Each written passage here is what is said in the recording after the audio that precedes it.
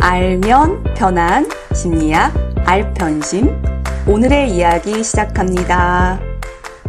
안녕하세요. 심리상담연구소 마음을 거닐다 소장 마거입니다. 안녕하세요. 이것저것 다 하는 심리학 박사 대박사입니다. 네, 벌써 9월이 됐어요. 이게 방송 나가는 날짜가 9월 1일이죠. 정말 9월은 뭔가 새롭게 시작하는 느낌이 들기도 하고요. 그렇죠. 계절이 여름에서 이제 가을로 넘어간다 이런 느낌을 주는 달이기도 하죠. 여름 되게 힘들었는데 또 지나고 나면 그 뜨거움이 아쉬워요. 그러게요. 근데 또 아침 저녁으로 요즘에 확실히 선선해졌어요. 네, 이제 바람이 차다 이렇게 느껴질 정도더라고요. 그래서 저는 이미 콧물 러쉬가 시작됐어요. 그쵸. 이 대박사님은 제 트레이드 마크죠. 그쵸. 콧물을 달고 사는 사람이죠. 네, 그래서 제가 콧물 흘리는 걸 보고 계절이 바뀌고 있구나 이렇게 저도 느끼고 있는데 저희 청취자분들은 건강 잘 챙기셨으면 좋겠습니다. 네, 몸과 마음의 건강을 잘 챙기셨으면 좋겠네요. 마음의 건강은 비결이 있잖아요. 그렇죠.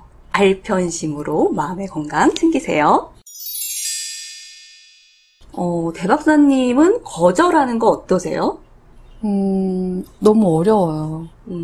옛날보다는 조금 나아지긴 했는데요. 그래도 여전히 거절은 좀 저에게는 어려운 일인 것 같기는 해요. 왜 그럴까요? 기본적으로 저는 좋은 게 좋은 거다라는 생각을 갖고 있거든요. 마거님도 그렇지 않으세요? 그렇죠. 뭐 좋은 게 나쁜 거다 이런. 그렇죠. 좋은 게 나쁜 거일 순 없으니까. 네. 그래서 저는 개인적으로 약간 거절하면 건방져 보일까봐 그걸 좀 걱정했던 것 같아요. 그래서 그러니까 보통 또 한국 문화에서는 이렇게 거절하고 노라고 얘기하는 게 좀 상대방한테 예의 없는 일이다라고 너 잘났다 이렇게 생각하는 그런 경향도 또 있는 것 같아요. 네. 그래서 웬만하면 제가 다 네 했죠. 그래서 아시잖아요. 늘 일 많다고 막 맨날 일부자. 그랬는데 지금은 제 체력과 이런 게 한계가 있더라고요. 그래서 이게 나이가 들었다는 거를 느끼게 되죠. 네. 그래서 좀 거절을 할 수밖에 없게 되고, 그래서 옛날에 비해서는 하다 보니 좀 잘하게 되는 편해진 그런 면도 있긴 있는 것 같아요. 그래도 뭐 한번 거절하고 나면 밤에 잘 때 계속 생각난다던가, 그냥 내가 한다고 할 걸 이런 순간들이 많긴 많죠. 마거님은 어떠세요? 저 역시도 마찬가지고요. 또 이 방송을 들으시는 많은 분들이 맞아 그치 이러면서 좀 공감하시지 않을까 이런 생각이 들어요. 그러니까 저희가 이제 주변 분들한테 알편심에서 뭘 다뤘으면 좋겠냐 이런 거 많이 물어보잖아요. 그랬을 때 이 거절 잘하는 법을 좀 다뤄줬으면 좋겠다 이런 요구가 참 많았죠. 맞아요. 그래서 제가 주변에서 물어봤을 때도 나는 거절 잘하는데 이렇게 말하는 사람 별로 못 봤거든요. 그래서 많은 사람들이 이 거절을 잘 못하는 것 때문에 심리적으로도 불편해하고, 근데 거절을 못하다 보니 꾸역꾸역 일들이 많이 생겨가지고 맨날 일하느라 바쁘고 정작 자기 일은 못하고 이런 게 반복되는 것 같아요. 그렇죠. 그리고 막 피곤하다 그러고 만성피로. 맞아요. 근데 가만히 보면은 이제 우리가 어떨 때는 거절을 잘하기도 하고 또 어떨 때는 거절을 잘 못하고 대부분 그럴 것 같아요. 저만 해도 내가 거절을 잘하는 사람인가 못하는 사람인가 이런 걸 봤을 때 사실 상황이나 사안에 따라 다르거든요. 그러니까 사실 이 거절에 대해서 생각할 때 많은 분들이 나는 거절을 잘 못하는 사람이야 라고 생각하실 수 있는데 그 말 자체를 한번 생각해 보실 필요가 있는 것 같아요.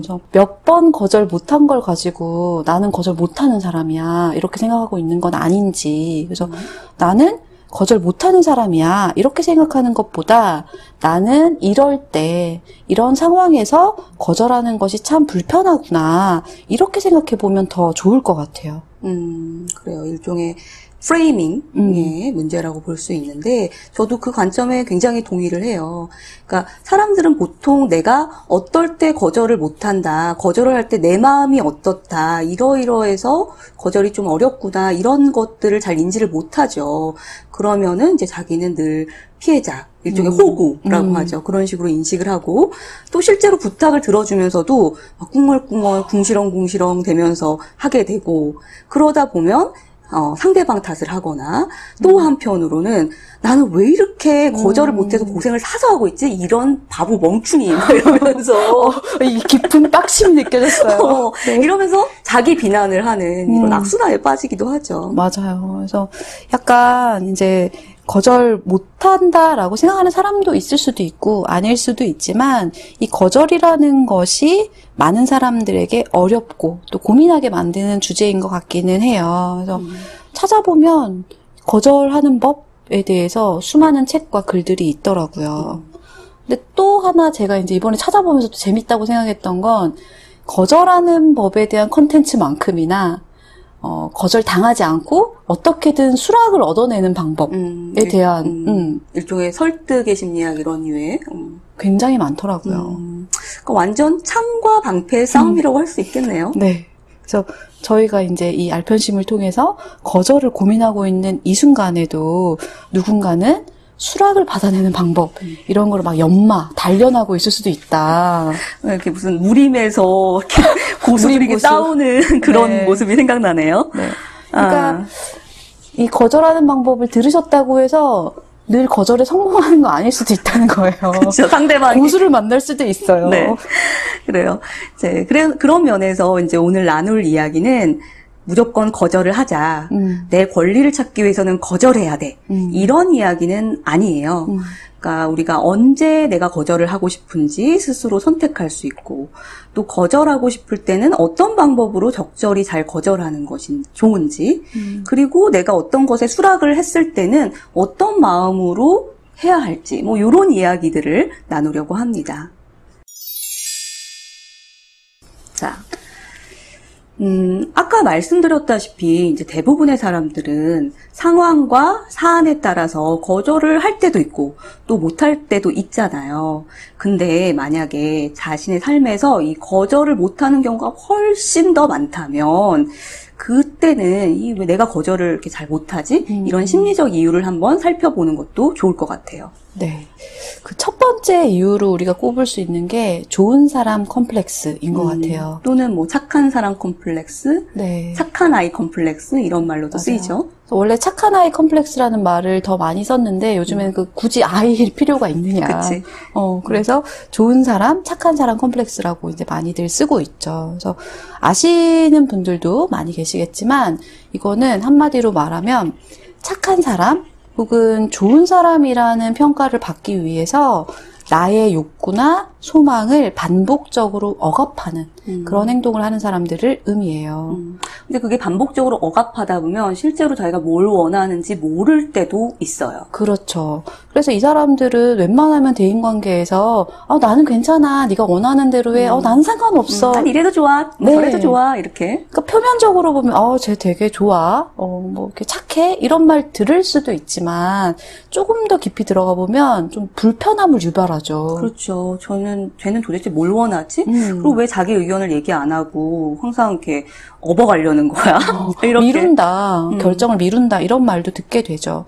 근데 이런 좋은 사람 컴플렉스를 가진 사람들은 거절하는 건 나쁜 사람이 하는 일이라는 어떤 프레이밍을 가지고 있는 경우가 많아요. 그래서 우리 어릴 때부터 어떻게 배워요?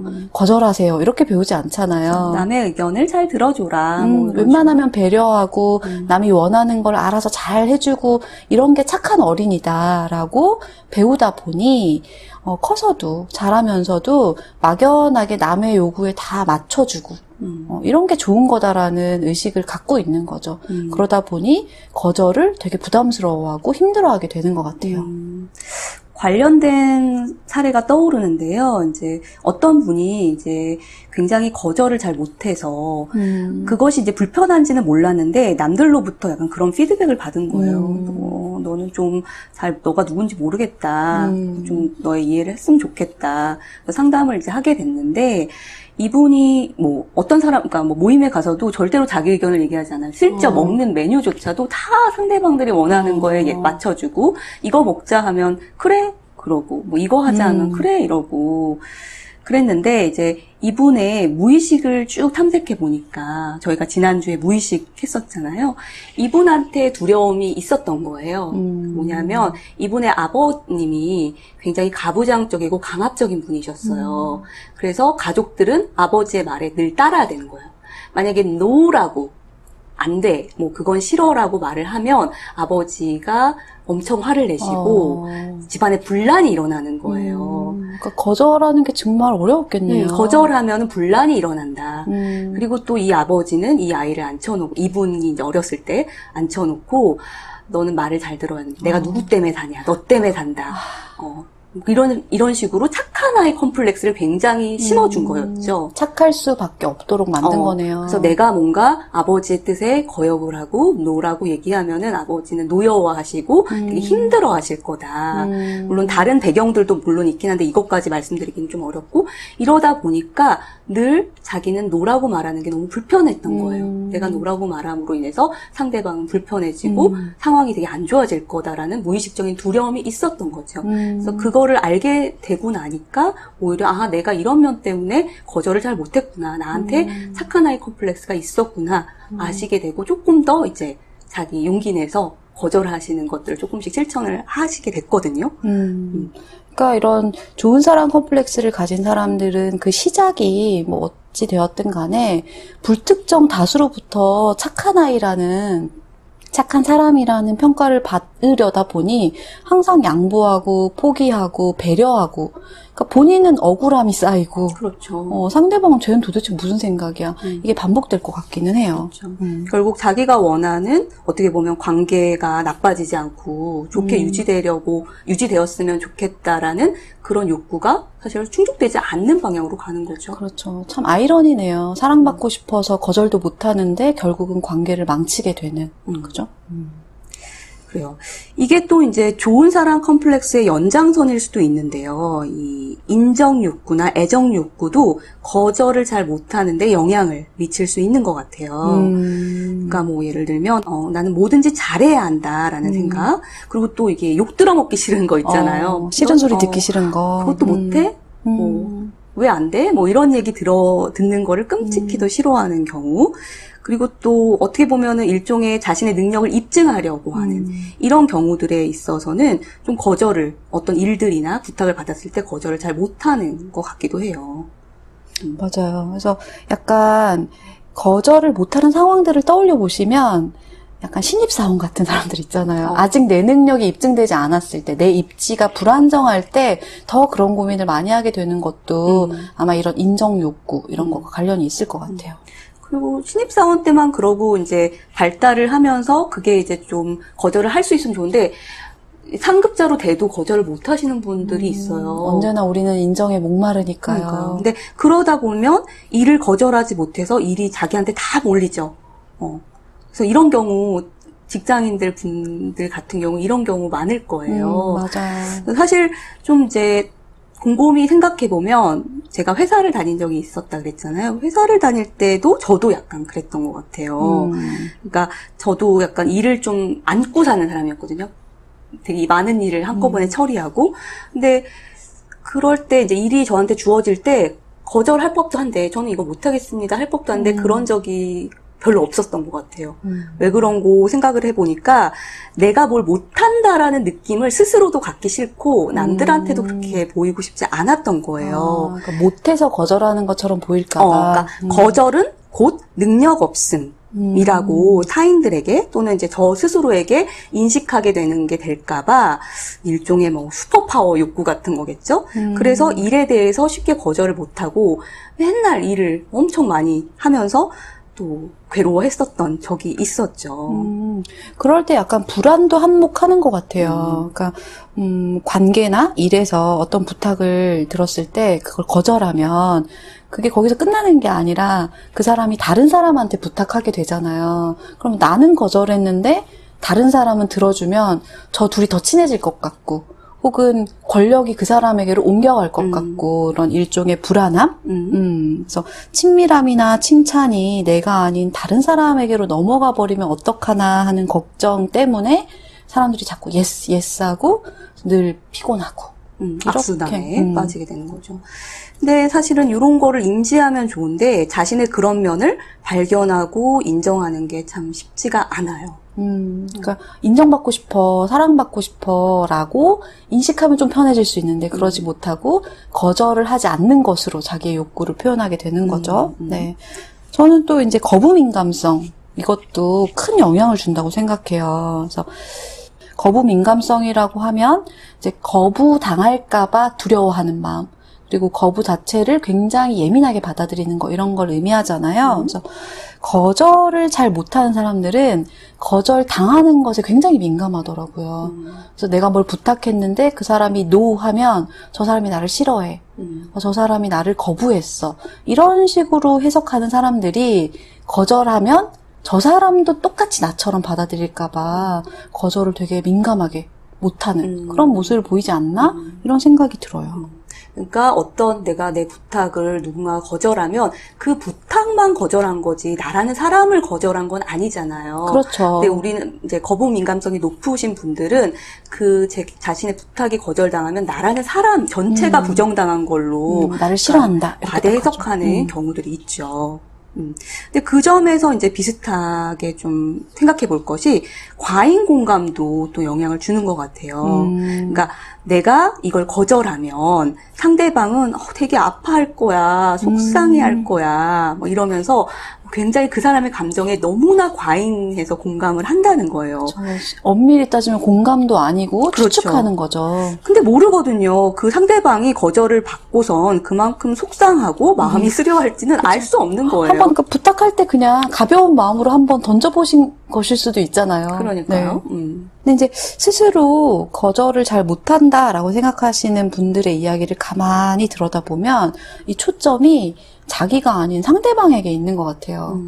그 사람이 어쩔까봐, 그 사람이 이럴까봐. 지금 말한 것처럼 그 사람이 되게 아파할 것 같아서, 그 사람이 네. 되게 속상해할까봐 거절 못해. 이런 식으로 초점이 타인한테 있다는 거죠. 그렇죠. 그래서 거절을 못한 사람은 나인데 항상 이 거절을 못한 이유는 다른 사람한테서 찾는 거예요. 저 사람 때문에 라고 말을 하니까 뭔가를 해주면서도 흔쾌한 마음이 없는 거죠. 저 사람 때문에 했으니까 뭔가 당하는 것 같고 나는 이용당할 뿐이고 호구고. 그래서 뭔가 약간 좋은 일을 하면서도 별로 안 뿌듯해하고 이런 게 반복되지 않나 하는 생각이 들더라고요. 그러게요. 그리고 또 거절을 잘 못하는 이유 중에 가만히 살펴보면 자신이 뭘 원하는지 몰라서도 거절을 잘 못하는 것 같아요. 맞아요. 그러니까 내 욕구가 불분명하니까 큰 고민 없이 상대가 말하는 대로 그냥 승낙을 들어주고 막 이렇게 되는 거죠. 그렇죠. 그래서 그런 사례 있어요. 그런 사례가 사실 상담에서도 많아요. 그러니까 실제로 상담에서도 거절을 잘 못해서 사람들 말에 막 휘둘리는 경우들이 있거든요. 그러면서 되게 힘들어하고 불만족해하고 그런데 가만히 보면은 자신이 원하는 바가 불분명한 경우가 많더라고요. 그래서 자신이 좋아하는 것, 뭐 삶에서 자신이 중요하게 생각하는 가치 이런 것들이 모호하니까 거절을 잘 못하게 되고 그래서 그런 분들한테는 상담에서 먼저 자기 이해를 하도록 돕는 게 굉장히 도움이 돼요. 거절을 못하는 이유가 굉장히 다양하네요. 그래서 좋은 사람 컴플렉스, 애정 욕구, 인정 욕구, 뭐 불안, 그다음에 거부 민감성, 또 뭐가 있었죠? 자기가 원하는 것과 욕구 등을 이해하지 못한 경우. 그렇죠. 그러니까 이런 수많은 이유 중에 아마 한 개만 해당되시는 분들도 계실 거고 여러 가지가 다 걸쳐 있는 분들도 계실 거예요. 그래서 저희 청취자분들은 본인이 어떤 이유 때문에 거절을 못하고 있는지 좀 찬찬히 들여다보시면 좋을 것 같아요. 네. 또 그 이유를 알면 방법도 좀 더 선명하게 찾아가실 수 있겠죠. 앞서서 거절이 좀 어려운 이유들을 알아봤으니까 이제 어떻게 하면 거절을 잘할 수 있을까 이야기도 나눠봐야겠죠? 네. 그 자존감 수업을 쓰신 윤홍균 선생님께서 거절에 대해서 또 흥미로운 글을 쓰셨더라고요. 거기서 이제 거절을 4단계로 해라 이렇게 설명을 하셨는데 좀 간단하게 소개를 시켜드리고 싶어요. 중요한 건 1단계, 첫 번째로 아주 명확하게 첫 마디에 거절하라는 거예요. 첫 마디니까 지금 두 갈식으로. 그렇죠. 그래서 뭐 구구절절 이유를 대거나 뭐 어쩌고 저쩌고 이런 말 필요 없고, 뭐 예를 들면 뭐 식사를 제안했다. 그러면 제가 식사는 어렵겠습니다. 이렇게 그냥 담백하게 거절하라는 거예요. 그리고 2단계에서는 내 아쉬운 마음을 얘기하라는 거예요. 보통 우리는 거절하고 나면 왜 거절했는지를 이유를 설명해야 된다고 생각하지만 그러지 말고 오늘 식사는 어렵겠습니다. 참 같이 식사하지 못해서 아쉽네요. 이 정도로 내 마음을 표현하는 것으로 충분하다는 거예요. 그렇게 되면 상대방도 굉장히 거절당했다는 느낌, 그런 예민함에서 조금 벗어날 수 있을 수도 있을 것 같아요. 저 사람도 아쉬워하니까, 그죠? 그리고 3단계에는 특이한데요. 이게 아무것도 안 한다는 겁니다. 보통은 아쉬움까지 말하고 나면 또 우리는 이유를 설명해야 될 것 같아요.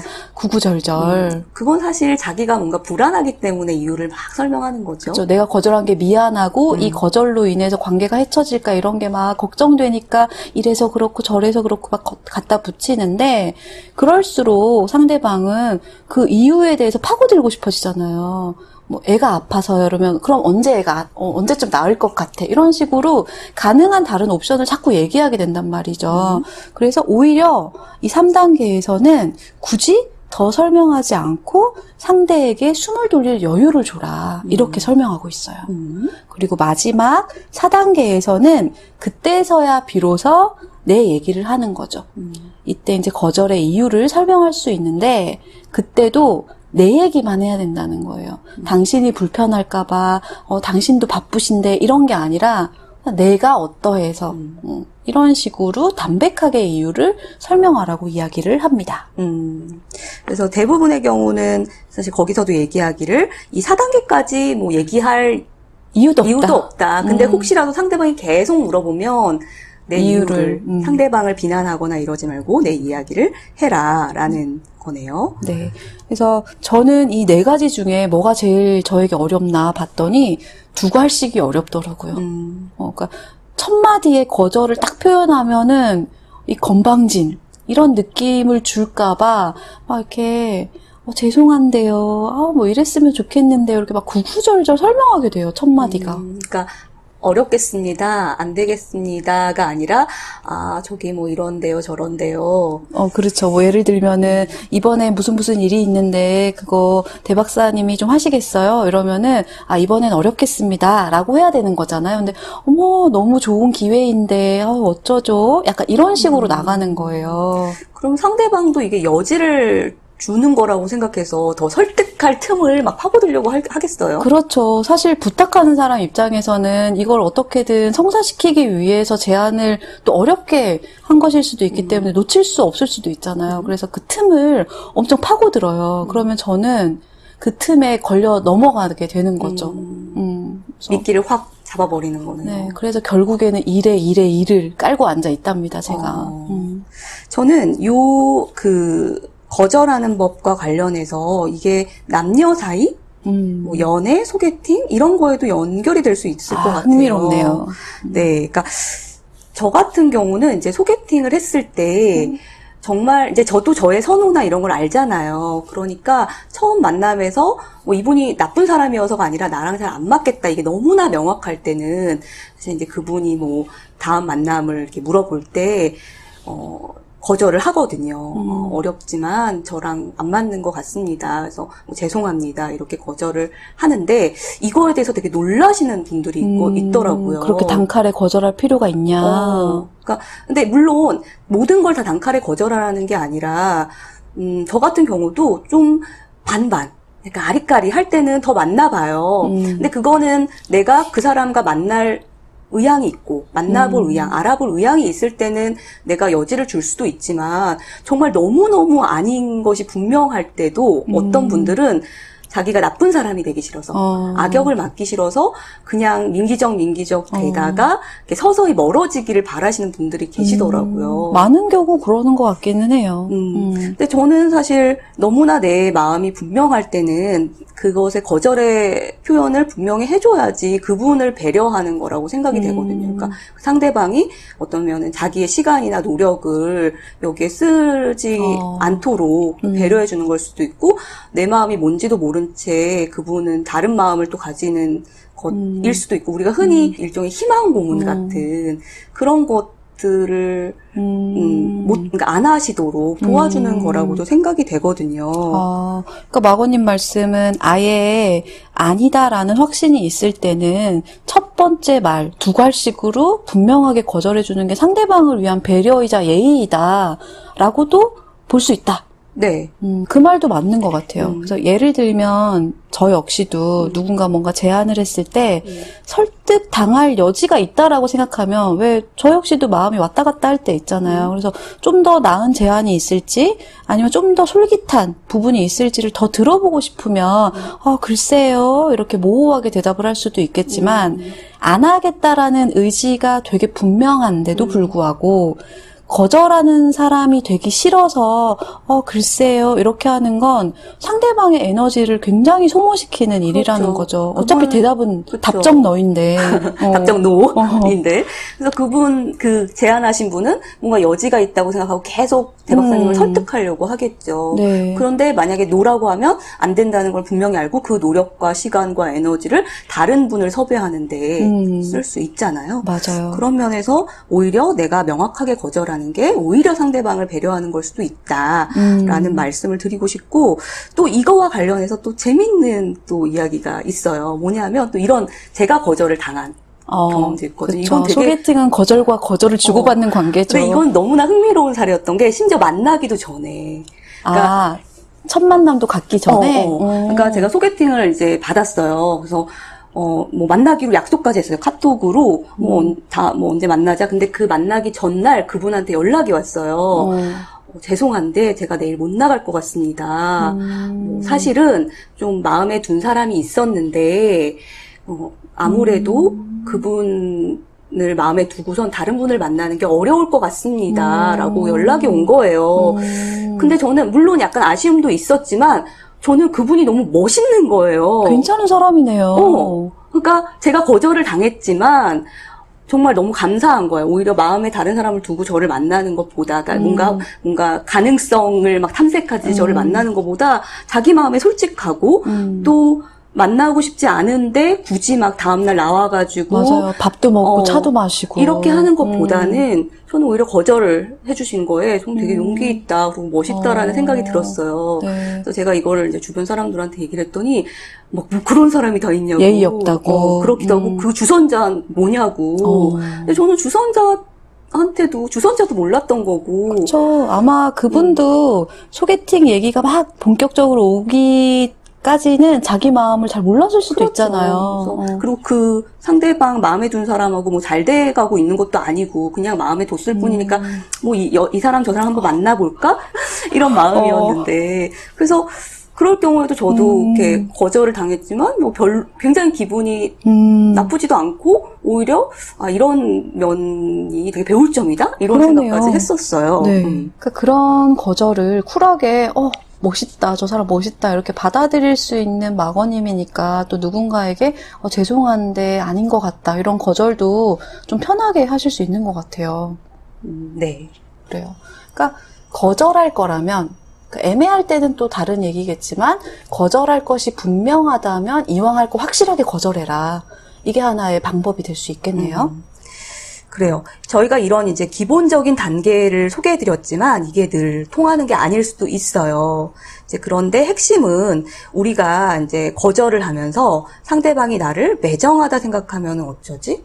무능하다 생각하면 어쩌지 등등 이렇게 걱정을 많이 하는데, 이렇게 이제 정중히 거절을 했는데도 이렇게 단계에 맞춰서 상대방을 배려하면서 정중히 거절을 했는데도 상대방이 이제 실망을 하거나 뭐 나에 대해서 부정적인 인상을 형성한다면 그거는 이제 그 사람의 몫이다라는 거를 되새길 필요도 있는 것 같아요. 그러니까 왜냐하면 우리는 타인의 감정까지 다 책임질 수는 없는 거니까요. 그러니까 우리는 최선을 다해 정중하게 거절을 할 뿐, 그 뒤에 그 사람이 느끼는 감정은 그 사람의 몫으로 그 사람을 신뢰하면서 넘겨줘도 괜찮다라는 거네요. 그래서 어떻게 보면 거절하는 방법, 기술을 잘 아는 것이 거절을 잘하게 만드는 것 같지는 않아요.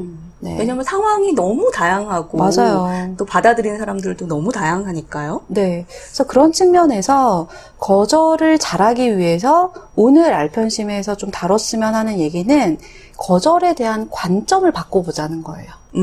네, 좋은 의견이에요. 네. 그렇죠. 그래서 첫 번째는 내가 거절을 못한다라고 하기보다는 내가 거절을 못할 때 그 제의 속에, 제안이나 부탁 속에 내가 원하는 게 걸려 있을 수도 있다라는 생각을 해보시면 좋을 것 같아요. 그러니까 거절을 못하는 사람이 아니라 내가 원하는 게 있는 순간이다라고 관점을 바꿔보시라는 거죠. 그래서 사람들이 거절을 어려워하는 그 순간들을 가만히 들여다보면은 거절은 하고 싶고, 그러니까 이 일은 안 하고 싶은데 관계는 또 헤쳐지고 싶지 않고 이렇게 막 원하는 게 굉장히 상충되어 있을 때잖아요. 하나도 놓치고 싶지 않을 때. 그렇죠. 그래서 저는 이제 최근에 어떤 되게 매력적인 제안을 받은 게 있었어요. 근데 그 제안을 받았을 때 욕심이라고 해야 될까요? 그러니까 분명히 그걸 거절해야 된다고 생각은 했어요. 제 역량 밖이었고, 제가 할 수 없는 일이었어요. 그래서 거절해야 된다고 생각하면서도 거절의 말을 하는 게 너무 어려운 거예요. 그래서 왜 이렇게 나는 거절을 못할까? 막 이런 생각을 하던 차에 사실 제가 그게 거절을 못한다기보다는 그 안에 제 욕심이 있었던 거죠. 어려운 줄 알지만 한번 해보고 싶고, 그게 너무 좋은 제안이고 매력적이라서 또 놓치고 싶지 않은 그런 제 마음이 있었던 거죠. 그러니까 자신이 원하는 바와 또 내가 감당할 수 있는 정도를 잘 아는 게 이 부탁에 응할 건지 이 부탁을 거절할 건지를 결정할 수 있는 기준이 될 수도 있겠네요. 네. 그러니까 다시 말하면 그 순간이 거절을 못하는 순간이 아니라 내가 원하는 바를 내려놓지 못하는 순간이었던 거죠. 사실 대 박사님이 그 제의에 고민이 됐던 거는 실은 노라고 단정지어서 얘기 못하고 고민을 했던 거는 사실 거기서 얻는 이익이 분명히 있기 때문이었을 거잖아요. 그렇죠. 네. 힘들 거는 뻔하지만 저한테 이득되는 부분이 있는데 선명하게 깨달았다면 죄송한데 제가 요즘에 너무 바빠서 못하겠습니다 라고 더 분명하게 말할 수 있었을 것 같아요. 근데 저는 또 바로 딱 선명하게 하지 않아도 괜찮을 것 같아요. 그런 고민의 순간들을 통해서 또 자기 자신을 또 이해해 볼 수도 있고, 내가 정말 이런 거는 원하기는 했구나 라면서 새롭게 맞아요. 자기를 또 바라볼 수도 있으니까 꼭 반드시 우리가 모든 제안에 바로바로 선명하게 단칼에 이렇게 할 수 있어야 된다는 말씀은 아니에요. 네, 맞아요. 근데 다만 이제 고민하는 과정에서 나는 그냥 거절 못해. 나는 호구야. 왜 이렇게 나는 노라는 말을 못해가 아니라 내가 뭘 원하는구나. 이런 관점으로 좀 바라보시는 시간을 가져보시라고 말씀드리는 거죠. 네. 그래서 이제 두 번째 관점을 이게 거절이 아니라 나의 선택이다라고 한번 바꿔보시는 것도 필요할 것 같아요. 네. 그래서 내가 누군가의 제안을 거절한다라고 생각하면 부담되지만, 이 사람의 제안 속에 내가 원하는 바가 있고, 또 거절하고 싶은 내 마음이 있는데, 이 중에서 내가 무언가를 선택한다라고 생각하면 훨씬 마음이 좀 편안해지죠. 그래서 이런 것과 관련된 재밌는 실험이 있어요. 그러니까, don't라고 말하는 것과 can't라고 말하는 것이 우리의 행동에 되게 다른 영향을 미친다라는 걸 보여준 실험이었는데요. 그러니까 don't라고 하면은 우리말로는 나는 안 해 이고 can't라고 하면은 나는 못해 뭐 이렇게 번역이 될 것 같아요. 그래서 이 실험은 약간 다이어트에 관심 있는 사람들, 건강에 관심 있는 사람들을 대상으로 진행을 했어요. 실험에 참가한 사람들한테 정크푸드 같은 거를 줄 때 나는 안 먹어, 나는 이런 음식 안 먹어 라고 거절해라 라고 시킨 그룹이 있었고요. 또 정크푸드 같은 걸 먹어보라고 할 때 나는 못 먹어, 그러니까 can't로 거절하라 라고 지시를 준 그룹이 있었어요. 그래서 사람들이 반복적으로 한 그룹은 나는 안 먹어, 또 다른 한 그룹은 나는 못 먹어. 이런 식으로 반복적으로 거절을 실컷 하는 거예요. 실험 세션 내내. 그리고 실제로는 뭘 측정했냐면요. 이 사람들이 실험이 끝나고 갈 때 실험에 참가해줘서 고맙다면서 사례로 이렇게 스낵을 하나씩 가져갈 수 있도록 하는 거예요. 이렇게 바구니에 담아놓고. 근데 이 스낵은 두 종류였어요. 하나는 고칼로리 초코바. 하나는 굉장히 건강한 곡물로 만든 그래놀라바. 그래서 어떤 걸 선택해서 가는지를 지켜본 거죠. 결과는 어떻게 나왔냐면요. don't라고 나는 안 먹어 라고 거절했던 사람들은 뭘 많이 선택했을까요? 그래놀라바? 그렇죠. 근데 반면에 못 먹어, can't로 거절했던 사람들은 초코바를 선택해 간 거예요. 그러니까 이제 don't라고 하면 나는 안 먹는다라고 하면 내가 안 먹는다고 선택하는 거고 나의 결정이다라는 것이 내포되어 있죠. 그렇죠. 그리고 can't 나는 못 먹어라고 하면은 나는 다이어트 중이기 때문에 못 먹어. 저런 음식 먹으면은 안 돼 살쪄 이래가지고 그러니까 외부적 요인 때문에 누가 시킨 것 같은 느낌. 그런 느낌으로 자기한테 계속 세뇌를 시킨 거기 때문에 그 유혹을 막 견디다가 막판에 선택할 수 있을 때는 맞아요. 되게 몸에 안 좋은 초코바를 선택한다는 거죠. 네. 그러니까 이 실험이 되게 재밌었던 점은 그냥 단어만 다르게 쓴 건데도 이렇게 행동이 달라졌다는 거예요. 그래서 우리가 거절할 때 제가 죄송한데 못하겠어요 이러면 마치 외부의 어떤 요인 때문에 내가 못하는 것처럼 느껴져서 자기 통제감을 상실하게 되는 거예요. 근데 반면에 똑같은 거절의 순간에 저는 안 하려고요. 저는 안 하겠습니다. 라고 하면 그 순간 인파워링 된다라는 표현을 써요. 나에게 힘이 있다. 라는 느낌을 가져서 훨씬 그 거절함에 있어서 당당해지고 그 이후의 행동도 원하는 방향으로 갈 수 있다. 이런 걸 실험으로 보여준 거죠. 그래서 이 실험을 이 거절의 순간에 응용을 해보면 이 거절이 내가 어쩔 수 없이 하는 거다라고 하는 게 아니라 내가 원하지 않기 때문에 내가 뭔가 불편하기 때문에 선택하지 않는다라고 거절하는 걸 선택한다라고 생각을 하시면 조금 더 거절이 쉬워질 수 있겠네요. 그렇죠. 그래서 핵심은 거절 자체가 아니라 선택에 있다. 나의 선택에 있다라고 정리하시면 좋을 것 같아요. 네. 그래서 이 거절 상황뿐만 아니라 실제로 우리 그런 경우 있잖아요. 거절을 이제 못해서 뭔가를 수락하게 됐어요. 그럴 때조차도 그 뒤로는 이게 내 선택이었다. 이렇게 생각을 하면은 이 거절을 못한 것으로 인한 부정적인 감정적 파장에서 좀 더 벗어날 수 있을 것 같더라고요. 네. 그러니까 결국은 내 통제 영역으로 가져오는 거죠. 그래서 이 부분, 이 선택과 관련된 부분을 제가 이렇게 생각을 하면서 최근 사례가 떠올랐어요. 그러니까 누군가가 이제 저한테 식사를 하자고 이렇게 얘기를 했는데 사실 저는 그 식사에 응하고 싶지는 않았거든요. 뭔가 불편할 것 같고, 이렇게 불편한 상황인 것이 뻔히 예상되는 그런 자리였는데요. 근데 불편했지만 이 거절하지 않고 응했어요. 그래서 갔는데 아니나 다를까 내내 불편했어요. 시간 아깝다. 내가 이 자리에 왜 나왔지? 이렇게 불편할 걸. 근데 거절 못한 나 자신을 또 비난하면서. 그렇죠. 근데 결국 이제 티는 그렇게 내지는 않았는데 이제 가만히 생각을 해보니까 그 제의에 응했던 게 사실은 내 욕구의 충족도 있었던 거예요. 좀 어떨까 궁금하기도 하고 또 만나서 좋은 얘기가 나오지도 않을까? 이런 생각도 있었던 거죠. 그러니까 이게 결국 이 사람의 제안에 내가 어쩔 수 없이 끌려가서 거절 못해서 응한 게 아니라 내가 선택한 것이다. 라고 이렇게 생각을 하니까 거절 못한 것도 내 책임이고 그로 인한 이제 불편감도 내가 감당해야 할 몫이고 그리고 결국에는 이렇게 나와봤더니 역시 아니었구나. 그래서 다음부터는 이런 상황에서 나오지 않는 걸로 거절하는 것으로 선택을 하자라고 이제 생각을 하게 됐거든요. 그러니까 다음번엔 할 수 있을 것 같고 이것도 경험에서 배우는 것이다라는 생각이 들더라고요. 그러니까 사실 거절과 관련해서 제일 예민한 게 돈 부탁 아닌가요?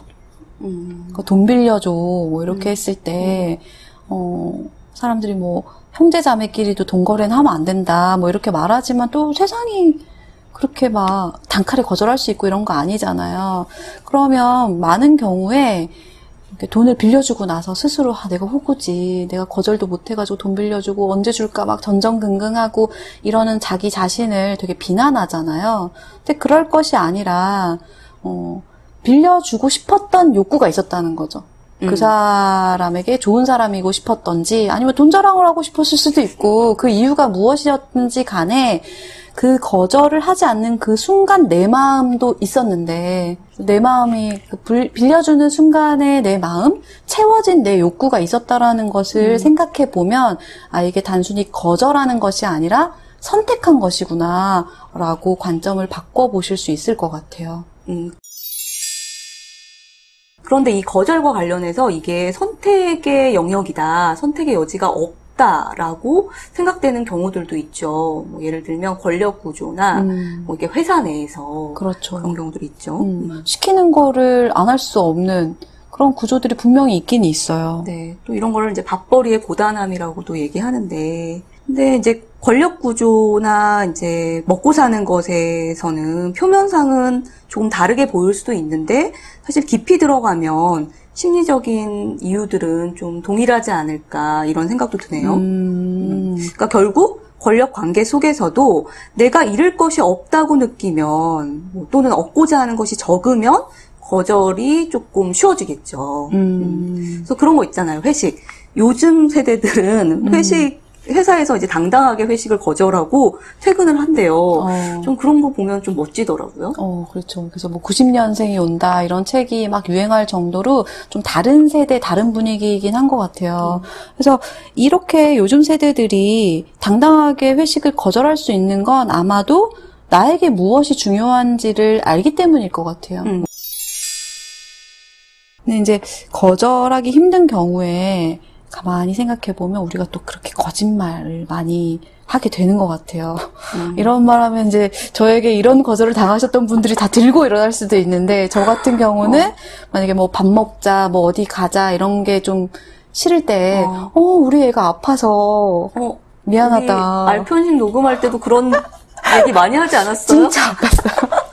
진짜 저희 애들이 그렇게 또 실제로도 아파요. 네, 오해하지 마세요. 네네. 근데 가끔 좀 거절의 이유가 불분명할 때 있잖아요. 근데 너랑 밥 먹는 거 싫어서 라고 말하기가 좀 이상하니까 애들이 좀 컨디션이 안 좋아서 라던가 시댁 행사가 있어서 라던가 이런 단골 핑계들이 등장한단 말이죠. 근데 그렇게 하고 나면 그 거짓말을 한 것 때문에 또 저는 또 괴롭더라고요.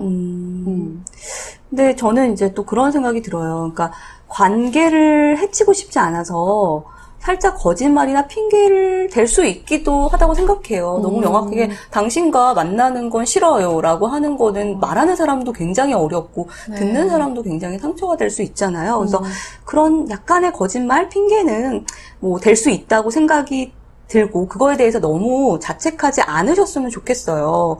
이제 그러나 중요한 거는 자신을 속이는 거짓말은 하지 않는 게 이게 더 중요한 것 같아요. 자신을 속이는 거짓말? 예를 들면 아까 어떤 것에 거절을 못할 때 그 거절 못하는 이유가 사실은 나한테도 뭔가 이득이 있기 때문에 나를 충족시켜주는 뭔가가 있기 때문에 거절을 못했는데 그게 마치 상대방을 불편하게 하는 것 같아서 상대방을 속상하게 하고 싶지 않아서 뭐 이런 식으로 남 탓을 하면서 내 마음을 속이는 일을 하지 말라는 거죠. 맞아요. 그러고 보면 그런 경우 되게 많죠. 나는 괜찮은데 네가 그럴까 봐. 그렇죠. 이런 식으로 거절하잖아요. 일종의 투사죠. 네. 근데 사실 그런 게 어쩌면 내 욕구를 속이는 거짓말일 수 있겠네요. 네. 그래서 저는 우리가 초반부터 계속 얘기를 하고 있지만 거절이 늘 옳다라고는 절대 볼 수 없잖아요. 그래서 본인 스스로 착한 사람이고 싶어서 승낙하기를 선택했다면 그건 자기의 선택이니까 충실히 하면 된다고 생각해요. 뭐 예를 들면 썸남 썸녀 사이에 어떻게든 잘 보이고 싶으면 좀 무리한 부탁도 들어주고 싶고 한밤중에 뭐 아프다고 하면 죽 사가지고 가고 이런 거 하잖아요. 그렇죠. 그리고 한밤중에 와서 나 너 보고 싶어서 왔어 하면은 어떻게든 막 맞아요. 갑자기 비비크림 막 바르고 나가잖아요. 그렇죠. 네. 그건 뭐 내 마음이 그렇게 동해서 하는 거고 또 그때는 약간 좀 무리한 경우라도 또 그게 또 옳은 선택일 수도 있죠. 맞아요. 네. 그래서 이제 착한 사람이고 싶어서 승낙하기를 선택했다면 그에 따라서 뭐 하는 것도 자신의 선택이니까 된다. 그러니까 왜냐하면 승낙해서 얻는 베네핏은 자기가 좋은 사람으로 인정되는 것이니까요. 근데 여러분들이 그럴 때 자기한테 또 질문해 보실 필요가 있을 것 같아요. 그것이 진짜 여러분들이 원하는 것인가? 자신의 욕구를 누르고 착한 사람이 되는 것? 그게 진짜 자신이 원하는 것인가? 이런 질문 해보시면 좋을 것 같아요. 네, 그러니까 내 할 일 하나도 못하고 막 여기저기 펑크를 내고 다니지만 그래도 착한 사람이기만 하면 되는 것인지 이런 거는 한번 좀 살펴볼 필요가 있겠네요. 네.